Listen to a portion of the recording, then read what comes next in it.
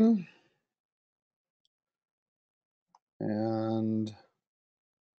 I am sharing my screen. Okay, so what I wanted to focus on today is the homework 3 and the solution to homework 3 with the challenges that you're having with the economic statement conversion. So I thought it would be useful to kind of walk through the conversion process to make sure we all understand how to do it. Again, this will be a good practice for homework 4 and the upcoming midterm exam. So whenever we do an economic statement conversion, again, we're using homework 3 as practice. Recommendation is first to create a new tab for every screen. So I'm going to do TFI first. And in this case, I'm going to use relative references to copy over the data. So here are the 3 historical years. And what I need to do in the first step is I want to aggregate all of my ones. So I'm rearranging the balance sheet first. So I want to find anything that is a 1 or anything that is operating on my balance sheet. So in this case, operating cash, receivables, inventory, other current assets, PP&E, goodwill and intangibles, and other assets. And then I want to look and see if I have any operating liabilities, any 1 labeled liabilities. In this case, I have accounts payable, I have other current liabilities, and I have other long-term operating liabilities. Okay, so I now have, and I can copy over my data, all of my ones operating. So invested capital would be anything that is an asset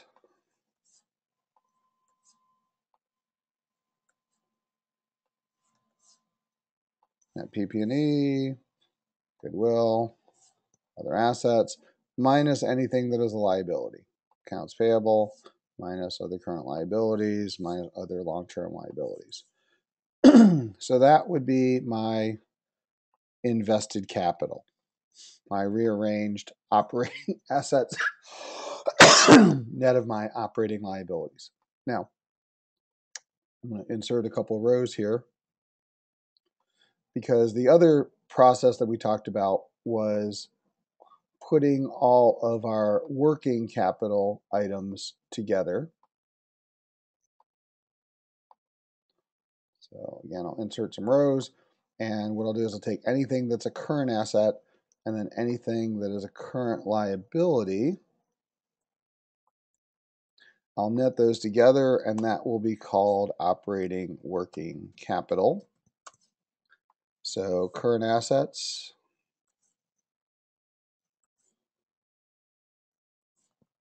minus current liabilities gets me my operating working capital. Then I would take that and add in any long-term assets, subtracting out any long-term liabilities, and that would also get me invested capital, which would be the operating working capital plus any long-term assets minus any long-term liabilities, and I get the same answer as if I just added all of them together. The only reason I'm going to leave the final answer in this format is that, as I said, after we finish the midterm exam, we get into the valuation part of the class, we're going to be forecasting financial statements, and it will be useful to forecast working capital and PP&E to go up at different rates. So rather than just forecasting invested capital going up at one rate. So again, I'm going to clear that. All right, so I have all my operating. Now I'm looking for any non-operating, same process. Anything that's listed as a 2, excess cash, be 1. Anything that's non-operating, so any 2, I have equity investments, On the liability side, I have non-operating liabilities here. I believe those are my 3 twos.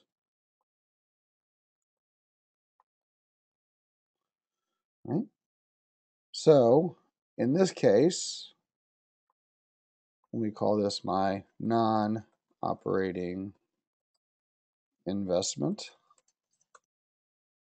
equals excess cash plus equity investments minus my other long-term non-operating liabilities. So essentially, that's my net non-operating investment. So my TFI, total funds available to investors, is my invested capital plus the non-operating. All right, and that must by definition equal any debt and equity equivalents. So any threes, my debt equivalents, list my threes, long-term debt,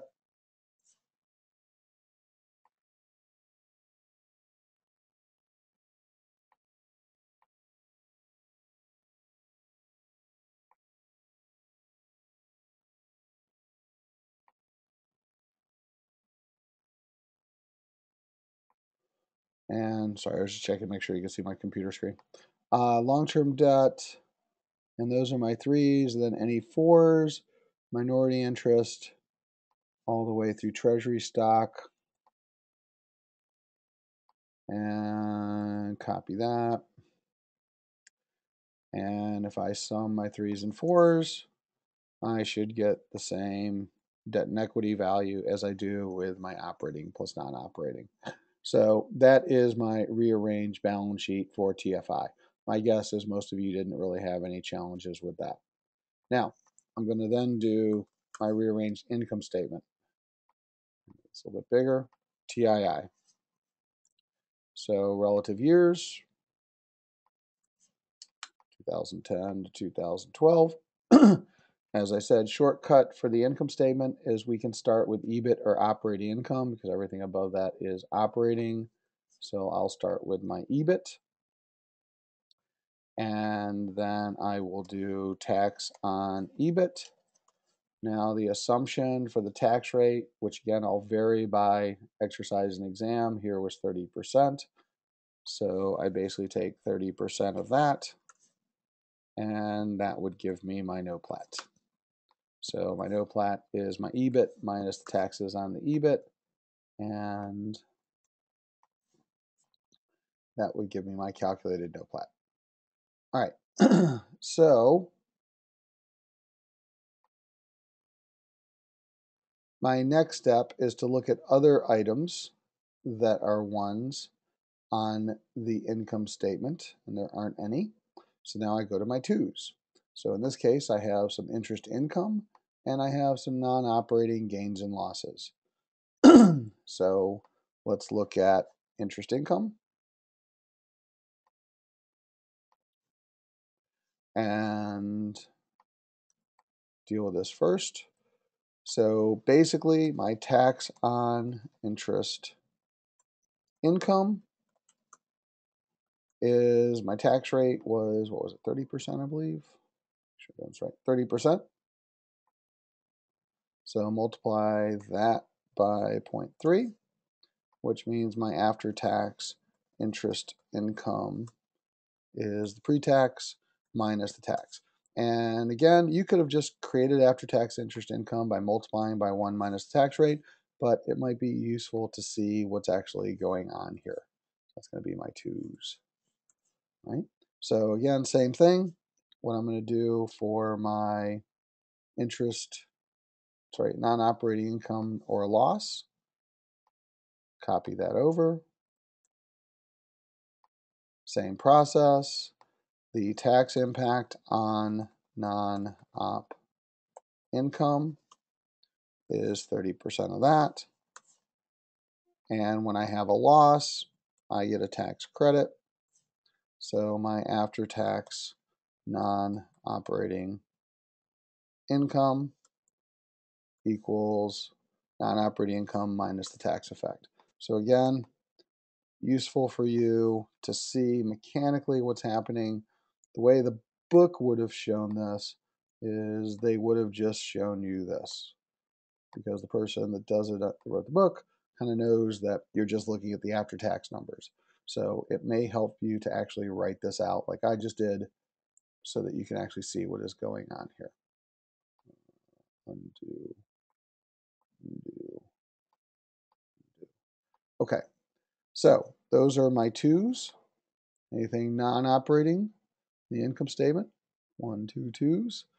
And if I add my ones and two together, total income available to investors is my no plat plus my after-tax interest income plus my after-tax non-operating income. That should be my total income available to investors. From there, I look at any threes on my income statement. And in this case, I had 1 3 on my income statement. It was my interest expense. We talked about how we're trying to align to total income available to investors. Since that is a positive number, the payouts on the fund side of this are going to be positive numbers. So I have to flip the sign here on interest expense. Then I would have my tax, sort of my, call it the tax shield on the interest expense, which is 30% that I could write off. So I have my after-tax interest expense, which is the interest expense minus the tax, and copy that over. Those are my threes. And then those are the only threes. And then 4, I do have a minority interest here, and I have net income. Now I labeled preferred and common dividends 4, but technically the TII stops with net income. So it's really these two 4s. So I'm going to have my minority interest.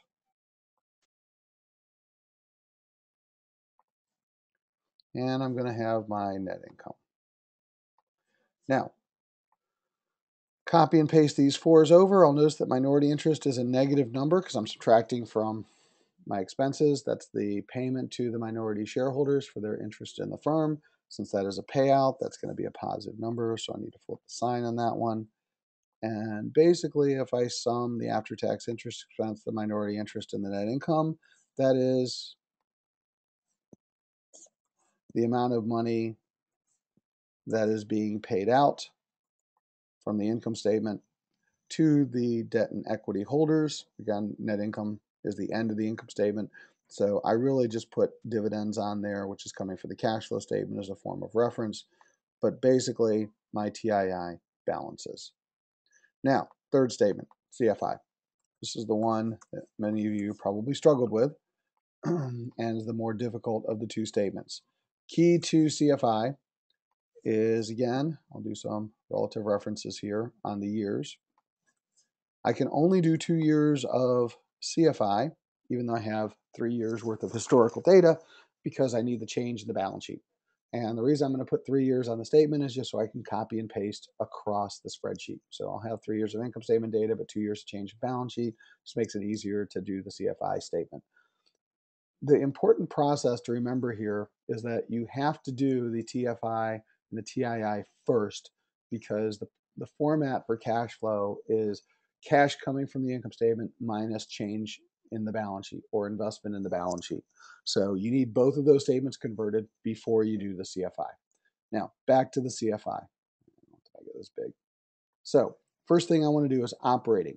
In all 4 sections, operating, non-operating, debt, equity, I need to basically do the same process, which is take all of the net cash flows from the income operating and subtract all of the changes in the balance sheet, changes in the TFI operating, and do the same process for non-operating, debt, and equity cash flows. So I start out with my TII. Operating was no plat. And the operating number for a company is what's called their free cash flow. So I need to do gross cash flow minus gross investment. Gross cash flow is no plat plus depreciation. So I need to add my depreciation to, so I have to flip the sign since I'm going to just be adding it here, to my no plat, and that will get me something called gross cash flow. Or, as I said, the after-tax cash flow coming from the income statement. And from that, I will then subtract my gross investment. So in this case, I'm going to start out by looking at the change in operating items. So in this case, I'll take the change in operating working capital. So change in operating working capital. And that is going to be the current year minus the previous year. Then I'm going to do the change in PP&E, which is called capital expenditures. For net PP&E, I'm going to solve for that. So that is current year's net PP&E minus previous year's net PP&E plus current year's depreciation. And then I'm going to take, if I have my TFI, anything else. So I have a change in goodwill. So change in goodwill equals current year minus previous year. And then I have a change in other assets equals current year minus previous year. And then I have a change in other long-term liabilities equals current year minus previous year. Now, the one thing about the liabilities, though, is I'm going to flip this sign, because if I increase my liabilities, then what I'm really doing is I'm saving on my investment by not paying my bills. So take your car payment, don't make it, you'll have some extra cash lying around. Actually, don't do that, hurt your credit. Gross investment is going to be the sum of all of that. Okay, so basically, that is what I am investing in the business. Now, here was the other way of calculating gross investment as the shortcut. It's the shortcut, which is acceptable for this exercise, which is the change in invested capital. So take the total invested capital current year minus the previous year and add to it the current year's depreciation, and just verifying that I'm getting the same number, so that free cash flow is gross cash flow minus gross investment, and that would get me my free cash flow. These are all the operating ones. So gross investment is essentially the net of my operating investment ones on the balance sheet, and that gets me my free cash flow. Right? In this case, you can see the company had negative investment primarily because it didn't pay a bunch of bills. In this case, it had big positive investment because it made a huge investment in CapEx, bought a piece of a company, and also paid off some of those liabilities. So in this case, the company had negative free cash flow in the second year. First year, because it didn't pay its bills, had positive free cash flow because it had negative investment adding to its profits. All right. Then we have to take our non-operating cash flows. So 1 plus 2 equals what's called cash flow available to investors. So again, I look first to the income statement. Do I have any two income items? And I had two: after-tax interest income, and I also had non-operating income after tax. Those were my two items from the income statement that were twos. And then I had to look at my change in balance sheet. So on my TFI, what twos do I have? Well, first I have a change in excess cash. Then, I'm going to do this one first. So equals excess cash minus previous year. Right. Now, I'm just going to go ahead and put the other items on there. I have a change in equity investments.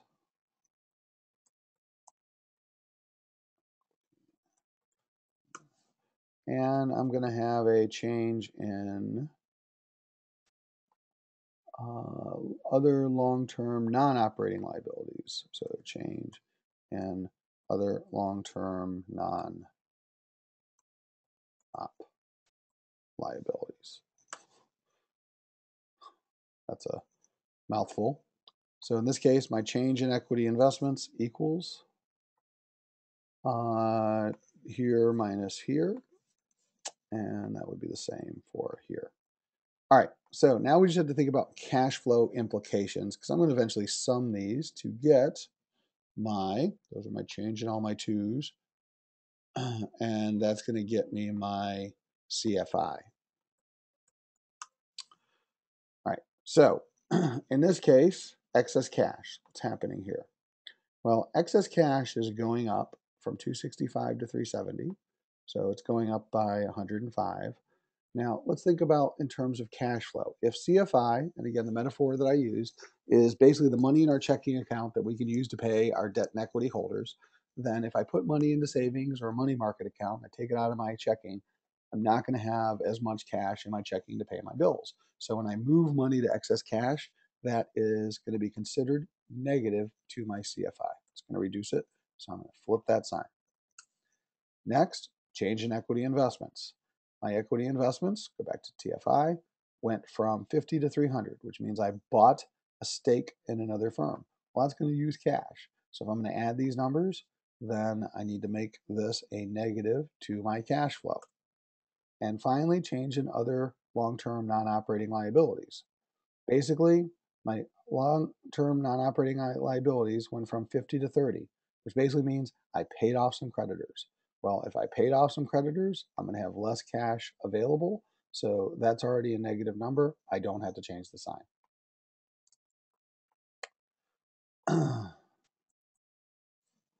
So basically, if I just sum the free cash flow and the non-operating items, then that would get me my cash flow available to my investors. Okay. By the way, I can also look at here that my non-operating investment went up dramatically.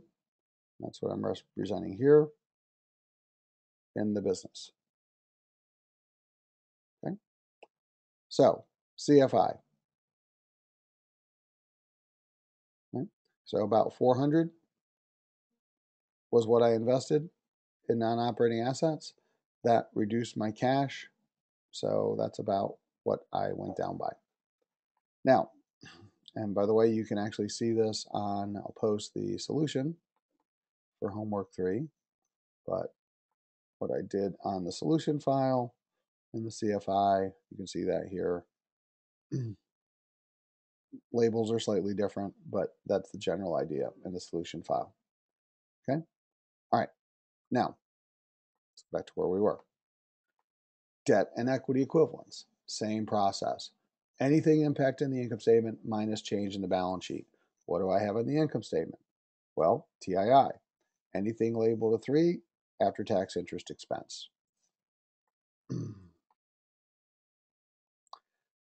Next, positive number, don't have to change it. I have my change in debt. So if I go back to my TFI, I had short-term debt and long-term debt. So in this case, I'll do change in short-term debt, change in long-term debt. So short-term debt went from 80 to 240, and long-term debt did not change in the first year, changed in the second year. But let's think about the implication here. If my debt increased, then that is a negative inflow into the business. So I am going to have to flip the sign, because remember, I am working against my CFI. So I'm going to do the same thing with my change in long-term debt. I'm going to flip this sign as well. All right, so if I copy and paste this over, then those are my debt cash flows. This suggests that I borrowed 400. Well, that went up by 400. This suggests 40 that I paid 40, positive payout, 40, change in my debt. Those are my threes, right? Now I deal with my equity cash flows. And equity is the trickiest part of CFI. There are two exceptions that we have to deal with equity. First, in every other statement, every part of the CFI statement, we've looked to TII.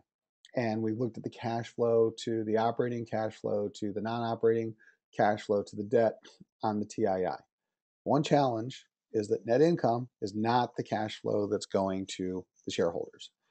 The actual cash flow that's going to the shareholders are the dividends.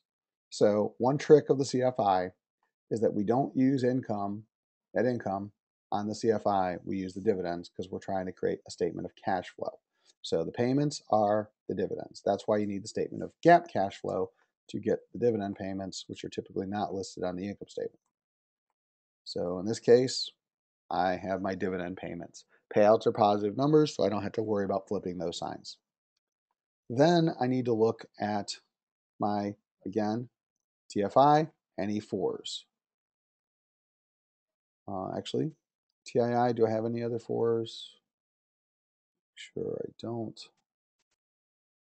I do. Forgot one. Minority interest. Remember there was one in there.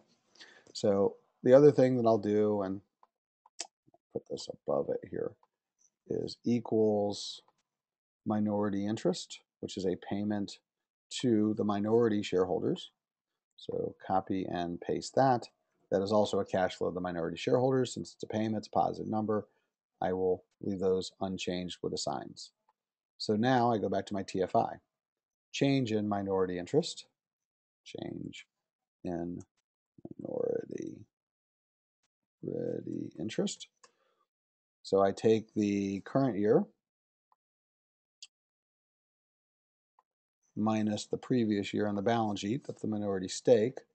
But here's the thing. Let's say it went from 300 to 350 or 360.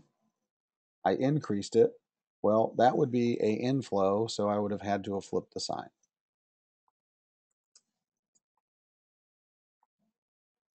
And that is a 4. All right, now I'm going to undo this because that technically didn't happen. It was just 300. So copy this over. And I want to undo the change, but nonetheless, I'm setting it up in case it did change in the future. Next, TFI. I have change in preferred stock. So change in preferred. Again, equals current year minus previous year. And I can change that sign. Same concept as minority interest. So when I copy and paste that, I will see that I increased it by 100 according to the format of the statement. So that actually happened. Yes, I went from 200 to 300 in preferred stock. Next, I have common stock at par value. So change in common stock. So again, equals, what did they do here? Current year minus previous year. And again, I'm going to have to flip that sign for the exact same reason, that an increase is going to be a negative number. That's an equity. Back to TFI. Change in retained earnings. That's trick number 2. Retained earnings is a non-cash item. So therefore, a change in a non-cash item is not going to affect the statement of cash flow. So as I said, there's really 2 challenges with the CFI. The first one is we use dividends, not net income. The second one is when we do change in retained earnings, it's not a cash flow. If you put that on the statement, it'll never balance. So the final item on here is change in treasury stock. Now the way treasury stock works in a balance sheet is it's what's called a contra account, which means it's a contra to equity. It's listed as a negative amount.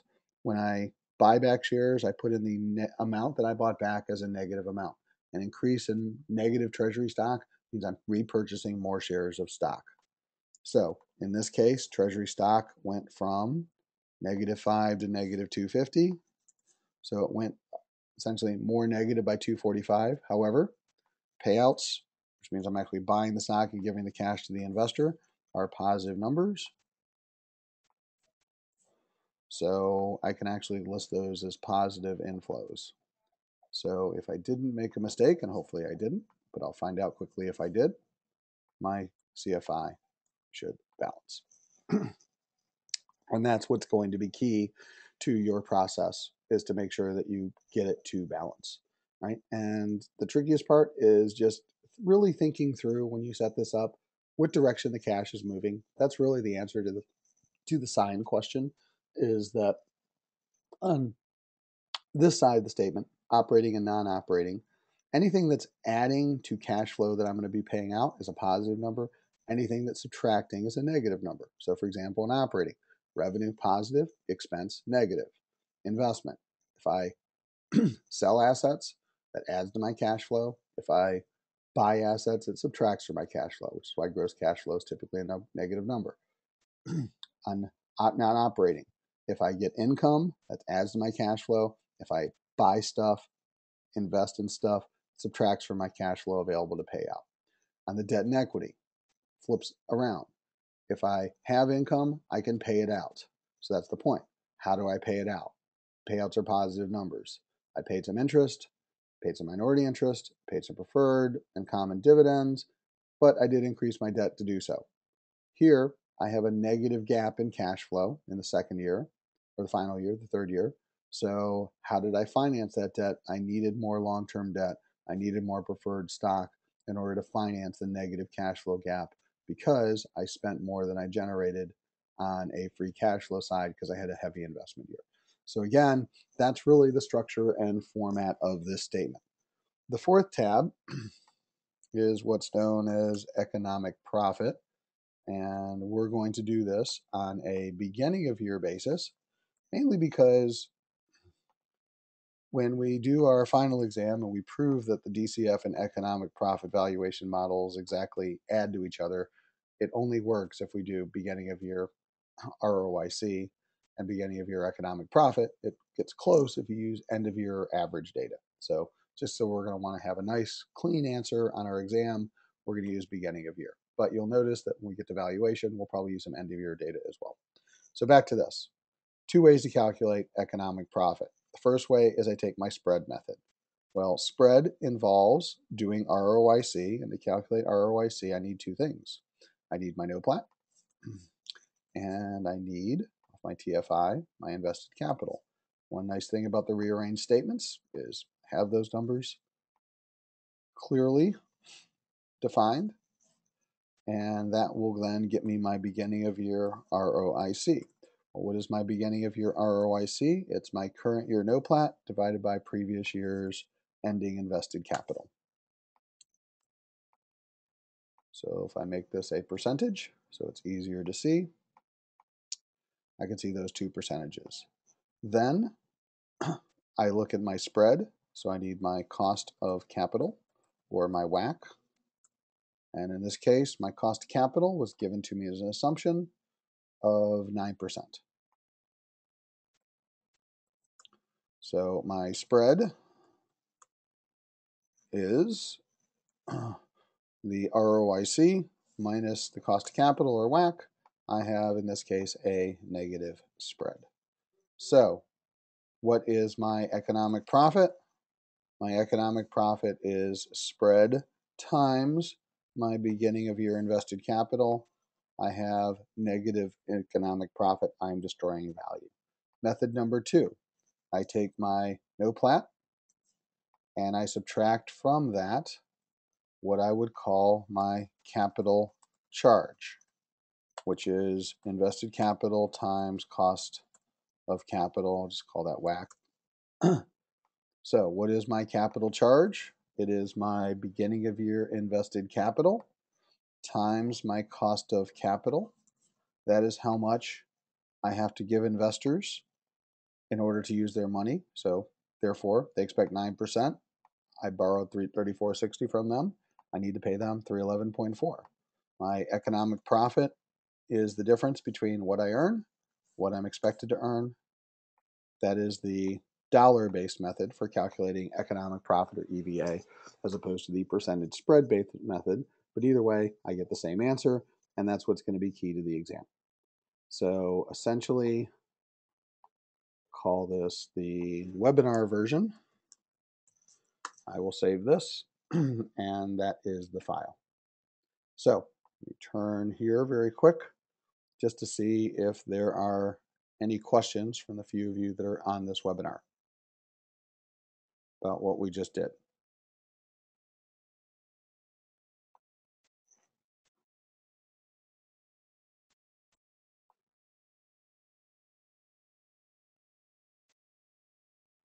And while I'm just waiting to see if there are any questions, I will basically say that shortly after this webinar concludes, what I'm going to do is upload this to YouTube so you have a record of exactly what we did.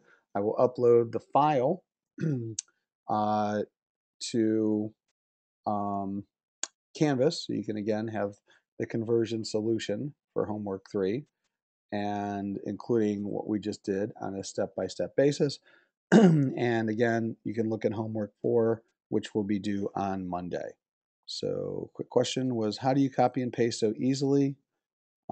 It processes so much faster. Basically, in Excel, I'm using a keyboard shortcut, and there are, depending on whether you have a Mac or a PC, there are 2 keyboard shortcuts. One is if you want to copy on a Mac, you use Command C to copy, and then to paste, you use Command V. On a PC, you use Control C, and to paste, Control V. And by the way, to cut, it's Control X or Command X on a Mac. So on a Windows PC version of Excel, it is Control C or to copy, Control X to cut, Control V to paste. And on a Mac, Command X cuts, Command C copies, Command V pastes, and just makes it a little bit easier. The one thing you really don't want to do in Excel in this class is drag. So dragging is bad, and the reason it's bad is sometimes when you drag to copy, Excel will think you're trying to create a series, and without telling you, it'll actually create a series of numbers rather than just copying the numbers. And then your statements won't balance. They'll be off by like $1, and then $2 and $3. You won't know why. It's because you dragged. All right, next question. When do we do our exam? When we do our exam, do we have to show both economic profit methods? Yes. The answer is yes. On all 4, what I'll call 4 of these statements, I do want you to do both methods all the time on your exam and on your homework assignments. Main reason for doing it, beyond the fact that it will help you structurally understand these statements, is that it helps kind of ensure that you have a correct answer. If I only do one side of one of these statements, including economic profit, I could have made a mistake, and I have no way of knowing that I made a mistake because I've come up with a result and I hope I have the right answer, but I don't really know 100% if I have the right answer. By forcing us to balance the statement, I am more likely to have a correct answer, and that is just good common practice to have with the statements. So again, in many other classes or even in the real world, people will just calculate free cash flow. And oftentimes they can make a simple mistake. It could be an Excel mistake. It could be I'm tired and I forgot to copy something mistake. Happens all the time. But here's the nice thing. If I force myself to balance out the statement, then I'm less likely to have made a mistake. So that's just a practice I'm going to have you do this semester. When you go pro, you do this for a living, take all the shortcuts you want. All right, so the exam will be more complicated. Will the financials have more items? And if so, what sort of accounts should we expect? Don't know yet because I haven't actually made up the exam. But basically, what will happen is I'm going to label them as 1, 2, 3, or 4. And the short answer, it doesn't matter. As a matter of fact, I was actually thinking about doing an exam, and I probably won't do this, but with actually no titles for any of the accounts, I would just give you a bunch of numbers and call them 1, 2, 3, or 4s. And really, all that matters is whether they're on the asset side of the balance sheet, which you're adding, or the liability side of the balance sheet, which you're subtracting. So the accounts themselves don't matter as long as I tell you whether they're operating or not operating. So again, structured process. On TFI, it's assets minus liabilities. So as long as you do that process with all the ones, the twos, the threes, and the fours, you're going to get a right answer. Same thing on the income statement, same thing, therefore, on the converted cash flow statement. Another question on the exam, do we have a separate invested capital from operating invested capital? Well, operating invested capital and invested capital for purposes of our class are the same number. So this is an operating invested capital. If you look at invested capital as defined by Bloomberg or other classes, they would say that short-term debt and equity, or sorry, debt plus equity is invested capital. But in this class, we're calling that TFI. So basically, for purposes of our language, we're going to always call invested capital operating invested capital. All right, so I'll call it invested capital, but I'm referring to it as operating invested capital unless I say otherwise. So if I'm using sort of a Bloomberg definition of invested capital, so for example, when you did your EIC assignment and you got ROIC as a standardized term out of Bloomberg, you were actually getting a return on what we would call TFI because they use debt and equity to define total invested capital in Bloomberg. But again, for our purposes, we're talking about operating invested capital, and that's what you're going to have to do on the exam. All right, any other questions? These are great questions. All right, so again, we're about to end the webinar. I'm going to post this file. I'm going to post this recording to YouTube, and the assignment will be up probably in about 10 minutes. It'll be homework 4. It'll be due on Monday. It'll be worth 4 points. The 3 parts of the assignment will be another economic statement conversion. You'll also have to do an ROIC tree and a CFI write-up. What's very important for writing that up is assume a few paragraphs for each one, cover the sections that we talked about in class on Monday, and most importantly, make sure that you refer to specific numbers so we know what you're talking about when you're giving your analysis. All right, we'll have a regular scheduled class in 3505 on Monday. Otherwise, have a safe and happy day and a good weekend. And again, your homework assignment is due 10 a.m. on Monday. This will conclude today's webinar.